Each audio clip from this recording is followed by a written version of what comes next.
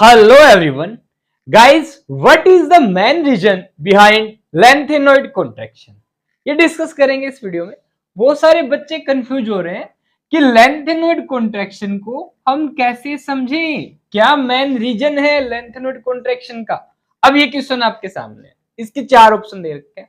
क्या कि lengthenoid contraction का मेन रीजन या रीजन कौन है इनमें से? पहला, इंक्रीजिंग न्यूक्लियर चार्ज, या डिक्रीजिंग शिल्डिंग इफेक्ट, और negligible shielding effect of f orbital, या डिक्रीजिंग चार्ज ऑन न्यूक्लियस। बताइए, आप भी जल्दी से कमेंट कीजिए। आइए इसका रीजन समझते हैं। देखिए, लेंथेनम के बाद, लेंथेनम 57 एटॉमिक नंबर का एलिमेंट है।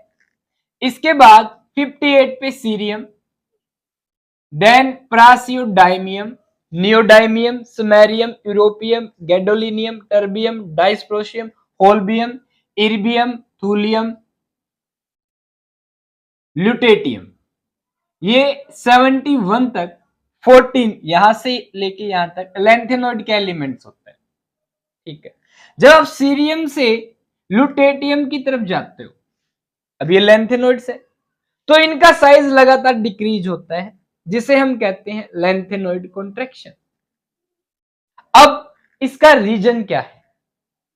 अब सिंपल सी कहानी है भाई, ये आपका एटॉमिक नंबर 58 का एलिमेंट, ये 71, लगातार मैं कहूंगा प्रोटॉन के नंबर बढ़ते जा रहे हैं। देख लो 64, 71, तो न्यूक्लियर चार्ज बढ़ता जा रहा है। बहुत सारे बच्चे ये आंसर कर देते हैं, increasing nuclear charge, but this is not the right answer. Right answer क्या है इस क्वेश्चन का? Negligible shielding effect of f orbital. अब negligible shielding effect of f orbital ही इसका मेन रीजन क्यों है?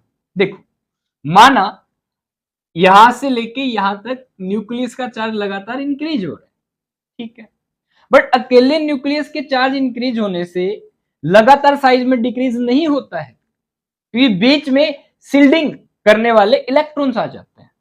ठीक है, अब लेंथेनॉइड्स में लास्ट इलेक्ट्रॉन फिल होता है 4f सबसेल, या मैं कह सकता हूं 4f ऑर्बिटल्स में। ठीक है, और 4f सबसेल का जो शिल्डिंग इफेक्ट होता है वो बहुत ही कम होता है। आप कह सकते हैं नेग्लिजिबल शिल्डिंग इफेक्ट होता है 4f सबसेल या 4f ऑर्बिटल्स, जिसके कारण न्यूक्लियस का जो चार्ज है वो बहुत ज्यादा डोमिनेंट हो जाता है। अब देखो बात आ गई ना यहाँ पे कि न्यूक्लियस का चार्ज डोमिनेंट हो जाता है, पर डोमिनेंट क्यों होता है? Due to poor shielding effect of f orbital, और कम शिल्ड होने के कारण वैलेंस इलेक्ट्रॉन पे न्यूक्लियस का चार्ज बहुत ज्यादा बढ़ जाता है, या न्यूक्लियस का इफेक्ट बहुत ज्यादा बढ़ जाता है, जिससे लेंथेनॉइड कॉन्ट्रैक्ट हो जाते हैं साइज में, और लेंथेनॉइड्स में कॉन्ट्रैक्शन आ जाता है। अब अगेन आप कहेंगे कि देखो न्यूक्लियस का चार्ज तो बढ़ रहा है ना, तो ये वाला आंसर सही होना चाहिए, इंक्रीजिंग न्यूक्लियर चार्ज। अगर ये वाला ऑप्शन नहीं होता तो ये वाला आंसर सही होता। मतलब कंडीशन पे भी डिपेंड करता है। तो बहुत सारे बच्चों को इसलिए तो कंफ्यूजन हो रहा है, क्या भाई, कि न्यूक्लियस का चार्ज बढ़ रहा है तो भी तो इफेक्ट आ रहा है ना। बट आप ध्यान दीजिए, अगर शिल्डिंग इफेक्ट कम नहीं हुआ तो न्यूक्लियस का चार्ज तो बढ़ता ही जाता है नॉर्मली। 58 से 71 चलेंगे, न्यूक्लियस का चार्ज बढ़ रहा है, ठीक है, बट अगर ये शिल्डिंग इफेक्ट कम नहीं होता, ये अच्छे से प्रोटेक्ट करता, तो इसका इफेक्ट भी नहीं होता, न्यूक्लियस का चार्ज बढ़ता रहता, रेगुलर अच्छे से कॉन्ट्रैक्शन नहीं होता लेंथेनॉइड्स में। फिर समझ रहे हो? तो shielding effect of f orbital, 4f orbital is very poor. That's why effect of nucleus charge increases and lengthenoids में contraction होता है। समझ रहे हो? तो डोमिनेंसी रहेगी किसकी?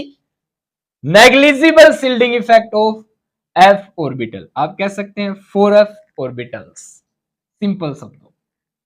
अगर ये वाला ऑप्शन नहीं है जिसमें ये बता रखा हो कि शिल्डिंग इफेक्ट f ऑर्बिटल्स का कम होता है, फिर आपका आंसर चला जाएगा इंक्रीजिंग न्यूक्लियस चार्ज। ठीक है, ध्यान रखिएगा, ये था भाई रीजन ऑफ लेंथेनोइड कॉन्ट्रैक्शन। अच्छे से पढ़िए। अब भी किसी प्रकार की कोई क्वेरी है आपके तो कमेंट में पूछिए। All the best.